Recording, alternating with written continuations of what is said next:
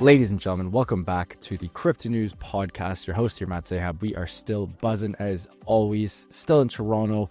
Just got back from New York, and my guest today is coming in hot from New York. New York, best city in the world. Not up for discussion. We might get into this on the pod. And guys, it is so friggin' hot right now in Toronto. I got the AC humming, and it's 78 degrees Fahrenheit in here. It's no bueno. Thank goodness for air conditioning. If my friends in Europe, if you guys were here, I mean, you'd probably be fine because you guys don't know what air conditioning feels like. But that is a story for another day. Also love the recent Twitter nonsense about AC in North America versus Europe. Time for the intro. Today we have Jacob Phillips on the show today, co-founder of Lombard Finance, the company building the full stack of Bitcoin infrastructure needed to bring Bitcoin capital markets on-chain and pioneer behind LBTC, the fastest staking protocol ever to reach 2 billion TVL. Jacob previously served as partner at Polychain Capital, leading venture investments and governance, and in product and strategy at Perennial Labs. He graduated from Case Western Reserve Uni with degrees in economics and computer science. Pretty sick bio. Jacob, welcome to the show, my friend. Pumped to have you on. How you doing this afternoon? Yeah, thanks for having me. I definitely, appreciate you having me. That was quite the intro. Yes, I mean, good. It was well written by the team, and add a little pizzazz where I could. Let's start in New York City, hot and fresh here. I was just in New York City for 4 days, met a couple investors, a couple friends, blah blah blah. Don't need to get into it. Still the best city in the world. Just the food, all world. Like, we had Japanese food. I have a Lebanese background. We had some Lebanese shawarma. We had the best pizza in the world, bar none. I think it's better than Italy too. Just like the sandwiches, the bagels and lox, everything. And that's just the food. Then the people, the energy. What's it like living in New York City?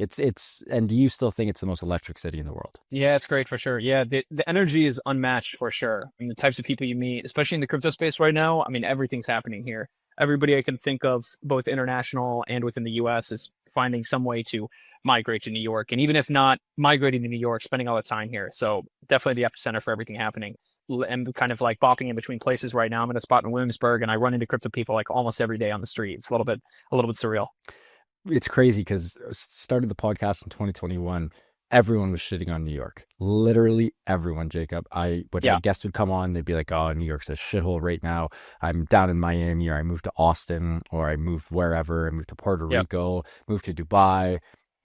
I would say, of the 8 episodes we do a month, I would say 5 to 6 guests are living in New York right now. Do you think it's reclaimed the crypto hub of the world? Oh, absolutely. 100%. I was in San Francisco before this, and for a long time, even after moving to New York, I believe that SF was still the hub for crypto activity, or at least the hub for crypto innovation. It was a smaller circle then, but it was pretty tight knit and a lot of high quality characters. Like, there wasn't a lot of noise. When I first moved to New York, my reaction was that there was a little bit too much noise in the New York crypto scene. Like, there were a lot of high quality people and high quality companies here, but it wasn't as like kind of connected. Now, in the aftermath of, more and more companies coming to build out teams in person in New York and the regulatory changes, there's literally nowhere better to be. I don't even think it's up for debate at this point. Certainly there's still some hubs elsewhere, but everybody's coming to New York. And frankly, everybody in New York, even outside of crypto, is looking at crypto now, which is pretty crazy. Yeah, that is true.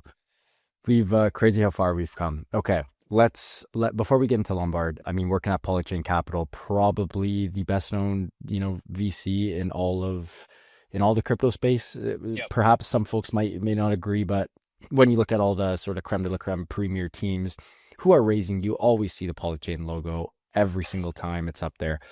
Yep. I don't want to get too deep into the weeds, but any particular stories, memories, like campfire stories, what do you have from us? What sticks out from your time at Polychain? Yeah, Polychain was a very transformational phase for me. I went from knowing nothing about crypto. I joined there as an intern to, becoming somewhat of an expert. At least I like to think so, at least in some subcategories, to the point. So, I mean, really, Polychain built me up from nothing. So forever sort of indebted to those folks. And frankly, I worked with, a lot of just amazing people over there. The Polychain team, when I joined at the beginning of 2020, had just, a handful of prolific characters, all who are off, running their own funds, running their own projects, doing other big things. So just privileged to have worked with such a good group there. There's been a lot of turnover. Like, the Polychain team is not quite the Polychain team I worked with back in the day, due to a number of reasons. But yeah, I mean, like I said, I think Polychain is one of the best, if not, one of the most successful crypto investment firms ever.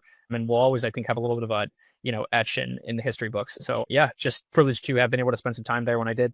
What about a specific investing story? Was there one banger where, intern Jacob was like, oh, went to the big bosses and was like, you got to fucking hammer this one. This is it.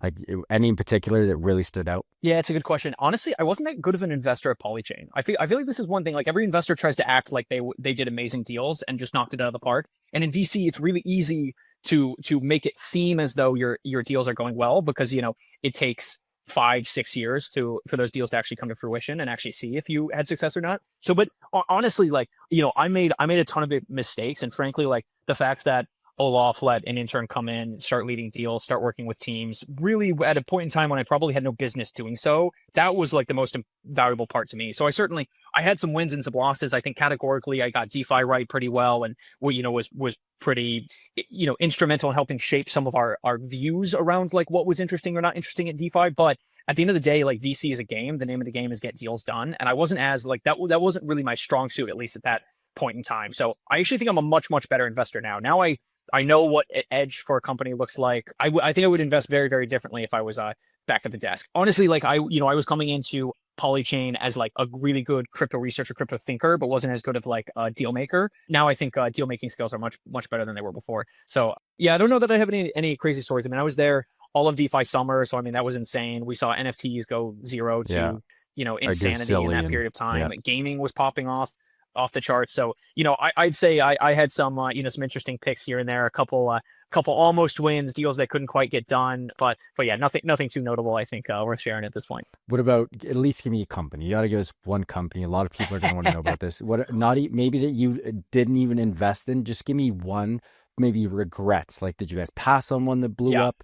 Give me one story about a company. Give me one. Okay, I got one for you. I tried for months and months and months to lead the Series A for Tokamak. Tokamak was originally designed to be sort of the instantiation of a fully on-chain market maker. If you look at what's happening in the vault space right now with Veda and Concrete and Upshift and some of these other characters, they're all coming to this idea that retail should not be deploying capital directly into DeFi protocols. Instead, they should be deploying into an intermediary layer that is operated by really efficient market operators. So like, for example, like when I deploy my capital into certain DeFi vaults today, instead of it being like either fully automated on chain or, following some like very cut and dry strategy, on the back end, there is like a professional market maker, somebody who's like very sophisticated, knows how to like provide very efficient UniV3 liquidity and who can rebalance often, make sure that you're, not taking on a ton of impermanent loss risk, or even better, is a sophisticated market participant to the point where they can like, borrow against capital, use leverage to then go farm some strategy. And then you have like leveraged exposure that is like hedged out properly using centralized exchanges and decentralized exchanges. Like that's the dream. That is like full, there was this dream of hedge funds, like, permissionless hedge funds on chain at one point in time. And this is now all coming to fruition at this point in time. Back, in DeFi summer 2020, I think it's like late 2020, early 2021, there was a beautiful protocol designed to do this, actually even more sophisticated than what we see for vaults that are outstanding today. This was going to be like market making on order books. This was going to have like full centralized exchange integration. It was going to be amazing. And I, tried to get us into that deal. Harass the team, I think, as much as I could. Carson and the folks over there, it didn't end up getting it done. They ended up having just an amazing, they did like a big public sale and then went live. I think the token shot up to like $8 billion. I was crying myself to sleep every night. And then, sure enough, over the course of the past many years, the project sort of hasn't quite come to fruition. What they were originally pitching, like the original vision that got me excited, I don't think was ever really shipped. And I think, there were some hiccups on the way. I think they're, people looking at different projects, and they were looking at like a number of different things that I don't know the full story and why they didn't get to where they wanted to. But yeah, that was one of those that was like at one point the talk of the town, DeFi summer, that I felt like we missed out on. And, many years later, a lot led to, that vision maybe not being fully shipped. But, many such cases, I think, in the crypto industry of things that were really exciting or hyped at one point that just didn't quite make its way. But yeah, that's certainly one that's stuck in my mind. I think I've learned a lot from that one. I love it. You've had probably thousands, sorry if I'm putting words in your mouth, it's a bad habit I tend to do on the pod. You've probably had thousands of pitch decks, if not tens of thousands, and opportunities come across your desk, not just at Polychain, but in your crypto journey, Jacob. And of all the things you could have done, you decided to go the biggest, baddest route of them all, BTC. Why did you choose for Lombard to go the BTC route when you've probably seen every friggin' possible avenue and attack angle in crypto? You decided to go BTC. Tell us the inception story of Lombard. Yeah, I think the story of my professional career is learning everything the hard way. So I thought I knew what I was talking about when I went into Polychain, quickly got beaten down, realized I didn't know anything. Took me a few years to build that back up. Kind of the same thing on the building side. I left to join a DeFi studio that ended up building out a perps protocol, maybe the most competitive space in all of crypto, or certainly all of DeFi. Learned that I wasn't quite as good of a builder as I thought I was. Took me, probably 6 months to get up to speed, and then, spent the next, 18 months that I was at Perennial learning, growing, making mistakes, having some successes, learning from those. And so, I think starting Lombard was a bit of a fresh start, right? This is now the second time I've sort of gone through this whole process, if not third in some respects. And so I think this was the time to do everything right. And, the biggest things that I learned over the course of all of the failures was like, the name of the game is ship a great product and compete in a space that you can win. I think it was fun to compete in the perf space. It's like intellectually stimulating. There's so many exciting things that are going to happen. And, we were pitching this vision of like permissionless market creation and all these like really crazy, like, NFT perps and all this stuff. But at the end of the day, that didn't quite have product market fit, or certainly not at that point in time. And, I don't know that, our team necessarily had the perfect fit for what we were building. This was a little bit different. When I was looking at the Bitcoin space, the timing was absolutely right. The sort of skill set needed to succeed on this opportunity was perfectly in line with our skill set. Some, folks who are both DeFi experts and can talk to big institutions and have a big capital network. And there was like some sort of market alpha here, in a sense of like, there was a short-term opportunity that was very focused, which was like becoming this big Bitcoin LST. And then there was a long-term opportunity that I think people were significantly undervaluing the idea that, this is actually going to be the turning point for Bitcoin DeFi. So yeah, we just sort of hit the market all at the right time. We moved with speed. We became the market leader really quickly. I think we went 0 to $1 billion in TVL. We certainly weren't the first Bitcoin LST to announce. In fact, we were quite late in the game, but went live, late August, early September, August 2024. 90 days later, we were at $1 billion in TVL. We were the market leader. I think we were like 40% of Babylon market share. There was no other yield-bearing Bitcoin or Bitcoin liquid staking token that was even close to the amount of DeFi adoption that we had. We were working with all the biggest players. Basically, any DeFi protocol that had a risk committee accepted Lombard and no one else. So we differentiated ourselves really quickly. And now, the name of the game for us is broadening the scope of what we've been building 10x. So the MO for Lombard has been onboarding net new capital into DeFi. We started with this yield-bearing Bitcoin because this was sort of the killer product that everybody was looking for. Everybody wanted to earn yield on their Bitcoin. And if you gave it to them in the form of a liquid token that they could then go use in the, each of their, favorite DeFi protocols or favorite chains, this was sort of a no-brainer. This was a no-brainer type of activity, or an activity within DeFi that has had product market fit for a very long time. We were just waiting for a catalyst to sort of persuade people to go in that direction. LBTC, Lombard's Bitcoin liquid staking token, was the first Bitcoin token to really catalyze adoption within a lot of major DeFi protocols. And you see it because you saw like Pendle totally shift their go-to-market to be exclusively around Bitcoin LSTs. You saw Morpho, Gearbox, Aave, EtherFi launched a Bitcoin token. I mean, everybody was getting excited about it. And it really came back to the instantiation of Lombard in that ecosystem. But now that we know Bitcoin is looking to be used within all these major DeFi protocols, this has shifted a lot of the way that we have thought about where to go next. And all this is focused on, now that we've proven that this is beyond a doubt going to happen in DeFi, that is, Bitcoin is going to be heavily adopted within DeFi, there's a whole other stack of infrastructure that needs to be built to facilitate that transition. And that's what we're building now. Wow. Okay. That was an electric kickoff for Lombard here. A couple points I'd love to touch on. First, LSTs, because you did talk about them. You will do a infinitely better job than myself at explaining LSTs. I'll give a quick little, boom, and you can follow up with that. To the listeners, LSTs, instead, if I go to the bank, I'm Canadian, you guys know that. If I go to one of the biggest banks, RBC, Royal Bank of Canada, and I give them money and I say, hey, I want interest on this. Okay, sick. I don't get that money back to then go use it and get more money from other places, where that's what a liquid staking token is. So in crypto, if you give your Bitcoin to someone, traditional yield, they'd say, hey, here's 3%, but they have your Bitcoin locked up.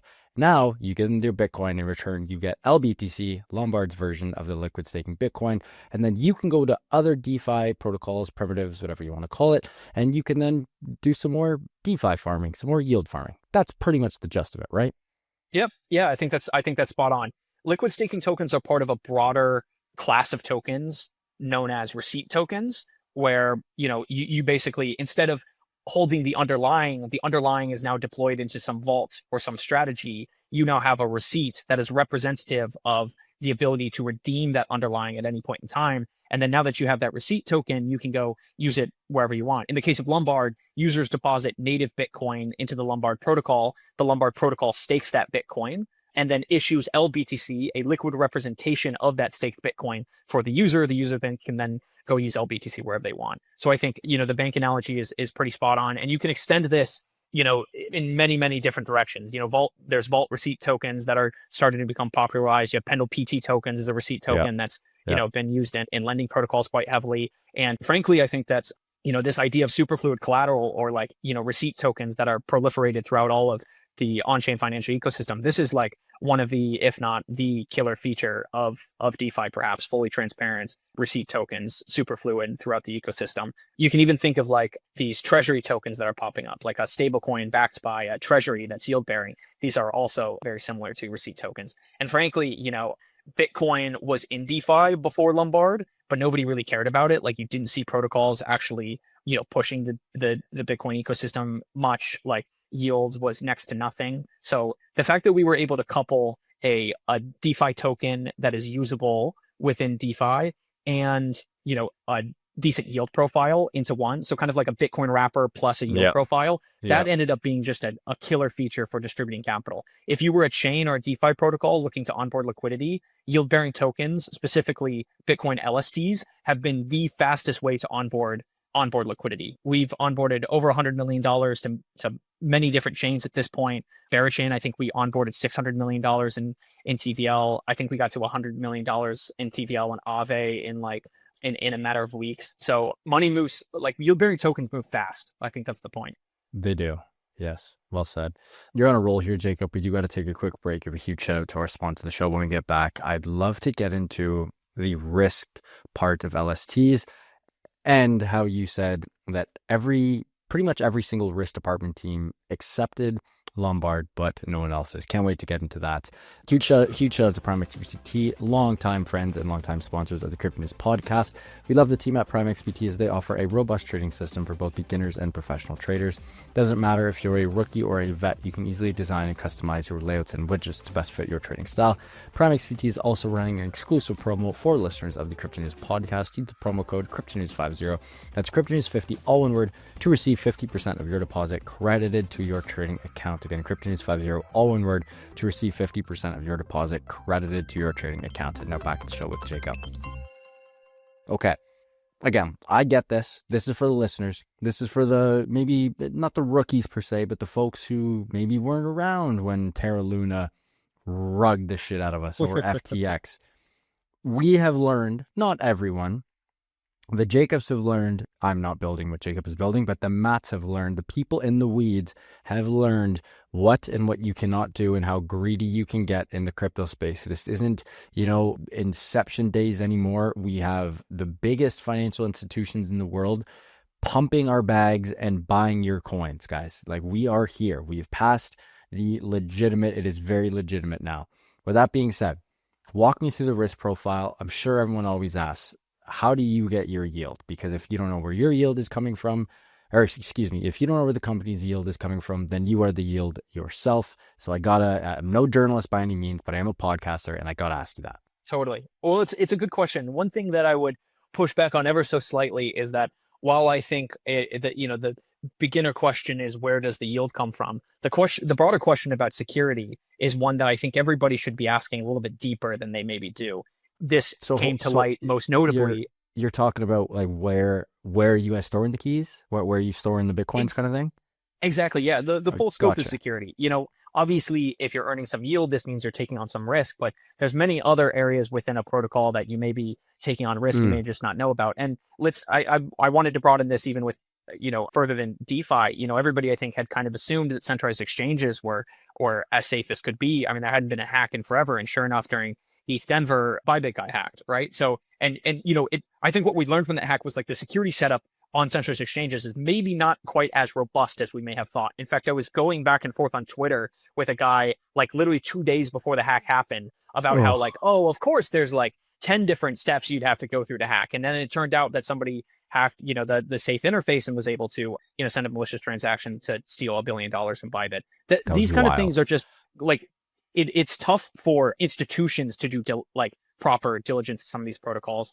I can only imagine what it's like for retail. So anyway, the way we think about this at Lombard is that there are multiple layers of risk and multiple layers of like security that are sort of stacked on top. And the whole idea of the security stack is like you build up the security posture in layers with the assumption that, this layer is robust, subject to the demise of all the other layers. So even if layer 1 and 2 break down, as long as we have layer 3 to protect us, everything will be safe. So this is like proper security standards. We work with a group called Cubist. These guys are key management and custody experts. They built and sold a Web2 startup, a focus on cybersecurity.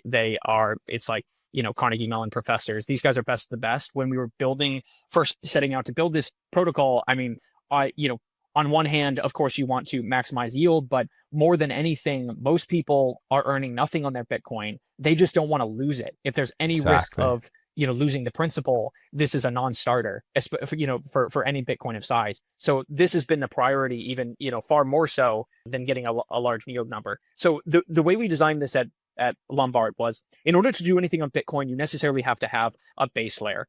As in, you can't build smart, in the ETH ecosystem, there's sort of a shared security primitive in smart contracts that everybody uses. Bitcoin doesn't have this. There's like a little bit of smart contract functionality you can do on Bitcoin script, but it's extremely limited. Anything any sort of application you would want to use, even something as simple as liquid staking, you necessarily need to build an expressive layer on top. And by an expressive layer, we mean some sort of parties have to, effectively take control of and act upon the Bitcoin. So in this case, we built the Lombard Consortium. This is a group of the biggest institutions in the space who are sort of securing the Bitcoin. This is like OKX, Galaxy, Wintermute, DCG, Amber, stuff like that. Some of the biggest like P2P, Figment. These guys aren't going to steal your Bitcoin. So at least this is sort of the baseline that we have. Then on top of that, we have like a coordination layer. This is the Lombard Ledger. This was originally a permissioned consensus chain, became a BFT consensus chain that operates the network. So now we have effectively a decentralized group of entities who are coordinating through BFT consensus to secure and operate the underlying protocol. So the Lombard Consortium combined with the Lombard Ledger, they notarize deposits of Bitcoin, they perform the staking functions, they notarize withdrawals. Every Bitcoin that comes in or out of the protocol kind of goes through the Lombard Consortium. And then on top of that, there is this set of off-chain smart contracts known as Cubist policies. These then restrict what the consortium can do. So even if the consortium wants to like steal money or send money to an inadvertent address, they can't do it by virtue of the sort of off-chain smart contract layer. And then on top of that, there is Cubist Bascule, which basically says like, okay, now let's assume that the consortium is malicious and they sort of bypass the off-chain smart contracts. There is one additional check before the actual minting or burning of or release of Bitcoin occurs, which is a sort of totally independent Oracle system known as Cubist Bascule that gives the check. Basically checks the invariant. Does 1 Bitcoin equal 1 LBTC? If 1 LBTC is being withdrawn, then 1 LBTC must have just been burned. If that, if that doesn't hold up, then we block the transaction. So, and then the one additional layer on top of that is like, there's time locks and withdrawal delays to make sure that everything maintains safety. So all of this is designed to make sure that at any point in time, 1 LBTC is always equal to 1 BTC. No BTC can be inadvertently withdrawn. All the Bitcoin is safe. Once you have that as a primitive, then we can start to think about the other things. So, this was sort of a long-winded answer to where does the yield come from. But I feel like if you don't build up that baseline of security for the underlying BTC, the yield sort of doesn't matter. The yield is actually coming from securing proof-of-stake chains. If you're familiar with EigenLayer, it's very simple. Stake some asset, provide security to a third-party chain. If the validator faults on that third-party chain, then this capital is subject to be slashed. So Babylon basically came up with a mechanism to do this directly on Bitcoin layer 1. So you can lock your Bitcoin within a vault. You can then go sign block updates, finalizing blocks on Cosmos chains or even some ETH L2s. And they're building integrations for all kinds of other chains as well. These chains will then pay for security. So because you are now providing finality for my blockchain, I will, some of these Cosmos chains will then provide inflation rewards to Bitcoin. The logic being providing Bitcoin stakers are going to be a much, much lower cost of capital relative to the security provided, relative to staking your native token. So you can get security for your blockchain at a fraction of cost of what you would elsewhere. Bitcoin is probably the lowest cost of capital asset on the planet. So Babylon amassed, I think, like $6 or $8 billion in TVL extremely quickly. And my assumption is that over time, Eigenlayer, Symbiotic, and other staking platforms will end up being dominated by Bitcoin and other, lower cost of capital assets than ETH. So yeah, so there is slashing risk within that Bitcoin, but at this point, I think slashing is pretty well sort of figured out. Understood. I don't know. People get the risk of it. Exactly. I was going to say in the whole history of Cosmos, I think there's the Cosmos ecosystem, there's been like, 3 or 4 slashing events, and all of them were kind of due to negligence. Yeah. Lombard works with the best, institutional security providers in the space, P2P, Figment, Kiln, guys like this. These guys are staking like, the biggest institutional capital in the world. Hundreds of billions and then retail of also dollars. gets access to that. Yeah, exactly. Well, Exactly. You're on a roll here. And honestly, after hearing that spiel, I like candidly, I would have never had you on the pod if I didn't. And again, guys, I'm not a financial advisor. I don't, and I also don't have any Bitcoin staked with Lombard right now. In fact, I don't have any Bitcoin staked at all. But if you have some, you should. And again, not a financial advisor, not a part of the Lombard team in any capacity. Just like 99% of guests I have one. This is simply because Jacob is very intelligent. He's been spitting fire all pod, and because I do DD on the companies I have on, and I've learned from that. Just like when I had Alex Mashinsky on the podcast for episode 6, the Matt of 2021 is not the same Matt as 2025. But for that reason, I didn't even ask about security, because at the top of my head, I'm like, I've already done my research. I've already seen the certs. So for me, it's just the yield. But anyways, we are getting tight for time. Bitcoin capital markets. I friggin' love this. I also love this whole like insert word capital markets meta right now. I do think maybe it was you guys, but I do think it was Tolly and Solana who kicked it off with internet capital markets, which I friggin' love. I think it's so good. I love the memes. I just wish more TradFi folks would sort of tie the 2 and 2 together. What is Bitcoin capital markets in your guys' sort of oomph, and what do you see the future of Lombard, and sort of crypto treasury codes working with Lombard look like? Do you ever see a world where Michael Saylor just goes full giga chad and sends a gazillion Bitcoin over to Lombard and gets yield from that? What do you think? This start with Bitcoin capital markets and then segue to the future of sort of crypto corporate treasury codes, huge institutions, and Lombard working with them. Perfect. Yeah, I sure hope Saylor is going to do a big deposit in the Lombard sometime soon. So the idea behind Bitcoin capital markets is that Lombard has been building in with this sort of multi-stage roadmap. The idea being, we know what the end state is that we're shooting for. However, in order to get there, that is like a full-fledged Bitcoin economy on chain. This is the end state. We need to build up in multiple stages in order to get to that end state. Trying to build everything at once will never work. And I think those who have tried to do so have had limited to no success. So our idea was, step 1 was just activate Bitcoin at all costs. We just needed Bitcoin to get moving in some shape or form. So this is where LBTC found a ton of stride. This was the first sort of yield-bearing Bitcoin token that I think hit a stride with the market. And I think it sort of like created the DeFi renaissance around Bitcoin. We went 0 to $1 billion faster than anybody ever had. Now that Bitcoin was moving, we're entering the stage 2. And this is what we call building out Bitcoin capital markets. The idea being, now that we have activated Bitcoin, this was thinking mostly about like yield, like as an onboarding expense. Now we're starting to think about utility. And the whole idea behind Bitcoin capital markets is like, the goal right now for Bitcoin DeFi should be to hyperscale liquidity and users on chain. So we are, in order to do something like build out a full-fledged Bitcoin economy, you need like liquidity infrastructure to be able to support these kind of applications. Capital markets are the foundation of everything. I mean, the engine for economic progress is what we say. Everything built within the financial ecosystem was built upon these sort of core primitives. In Bitcoin, we need to like make these far, far more liquid than they are today. And then once we have that foundation in place, then really amazing things will happen on top of that. Permissionless innovation is one of the, if not the killer features of crypto. I think I already said that about yield-bearing tokens, but it's permissionless innovation is the ability to create permissionless yield-bearing tokens. But in order for us to do this around Bitcoin, like create the sort of Bitcoin native ecosystems we want, in order to see innovation return, from ETH ecosystem, Solana ecosystem back into the Bitcoin ecosystem, Bitcoin being the one who sort of started the entire on-chain revolution, we first need like extremely liquid markets on chain. And this is what we're focused on. So we're sort of building this full stack. Lombard kind of inadvertently built an entire stack of products just to solve problems we needed for LBTC. And we're now realizing that each of these can exist as a standalone form of the stack. So our security layer can provide security for more than just LBTC. Our liquidity layer can, we have LBTC, the liquid staking token. We can launch a Bitcoin wrapper. We can launch a restake token. We can do all kinds of things with this. This is like Bitcoin capital markets as a service almost. Exactly. Well, so there's two different ways to look at it. One way is that Lombard is building Bitcoin capital markets in a sense of we are building a liquidity layer upon which capital markets could be built. The other way, the more broad sense of how I view it, is that Bitcoin capital markets are in a sort of nascent form of development right now. And everything we do, the products we build, the messages we share, the liquidity onboarding we do is focused at supercharging that growth on chain. So, gotcha.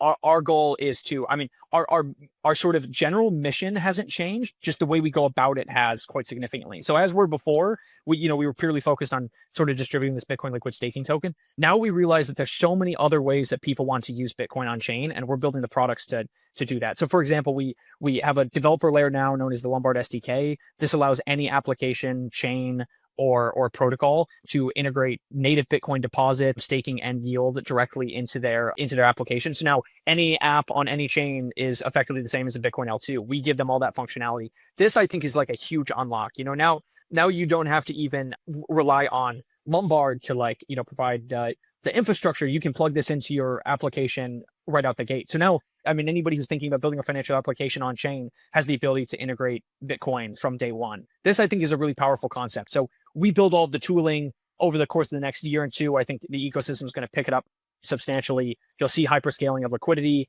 And next thing you know, the Bitcoin ecosystem will be back and bolder than ever. I love it. Jeez, Jacob, what an episode. Really appreciate you coming on. I got a lot of work to do on the whole Bitcoin capital market side of things. And this is something I've been thinking about for a while, just with all the capital that's going in. Again, this isn't a price prediction pod here, folks, but I do think we are ready for a vicious run up. Yes, there's some macro things we need to, in which ducks needs to get in a row. But when Bitcoin goes on this next big run up, a lot of retail is going to want to come in. The institutions are going to be buying more viciously, and we still really haven't. We have incredible teams like Lombard working on this. We've had a bunch of Bitcoin companies on the pod recently as well, but we still haven't hit. And perhaps this can be the last point we talk about, Jacob. But I don't think we've hit that sort of mass adoption Bitcoin DeFi inflection point yet. Whereas with a lot of other ecosystems we have, I still don't think we've even really got out of the first inning for Bitcoin DeFi, Yeah, so I think you're spot on. We're still 100%. But, Bitcoin has very clear product market fit. But the place that you use your Bitcoin right now is in CeFi, centralized exchanges and centralized apps. Yeah. DeFi is still sort of going through this transition where we're figuring out the right UX to be able to pitch to users. You see things like Moonshot pop up that I think have had a ton of success, sort of abstracting away a lot of the complexity. As soon as all of those applications that are currently abstracting away DeFi complexity have the ability to, integrate native Bitcoin, this, I think, is when you'll see things take off. We just need to connect the app developers with Bitcoin to be able to create the right UX. As soon as the UX within DeFi becomes competitive with that of CeFi, if not, outperforms CeFi, that's when you'll see, things really take off. Oh, it's gonna be fun. It's going to be a lot of fun. Really appreciate you coming on. Before we let you go, can you please let our listeners know where they can find you personally and, of course, Lombard? And if you have any news popping off over the next couple of weeks, I believe your episode will air in a couple of days on August. I think it's August 4th. Don't quote me on that. Yep. But any news popping off, please let me know. And, of course, plug Lombard and plug yourself as well. Definitely. So you can find Lombard's website, lombard.finance, Lombard's Twitter, Lombard_finance. You can find me at Jacob P. Phillips on Twitter. Yeah, feel free to DM me. Always happy to answer questions. And yeah, Matt, sounds like I'm going to need to spend some time with you, get you staking some Bitcoin. Yes, 100%. Any news over the next couple of weeks, just to plug? Yeah, nothing major to plug other than just the expansion of Bitcoin capital markets. I think we're going to Solana probably within the next couple of weeks, which will be pretty exciting. We've got a couple big updates that I think the community will be really excited about coming here soon, but nothing I can share at the moment. Okay, love it. Folks, what an episode with Jacob Phillips, co-founder of Lombard Finance. He brought the heat this episode. We talked a little bit of everything, integrating BTC tooling on chain, how they snag and secure your yield, connecting Bitcoin liquidity with external ecosystems, the roadmap, Bitcoin capital markets, whole lot of Bitcoin ecosystem, and working at Polychain too. Absolutely love it. Huge shout out to Jacob and the team for making this happen. If you guys enjoyed this one, I hope you did. Please do subscribe. It would mean the world to my team and I. Speaking of the team, love you guys. Thank you so much for everything. And back to the listeners, keep on growing those bags and keep on staying happy, wealthy, and healthy. Love you guys, and we will see you on the next one. Ciao.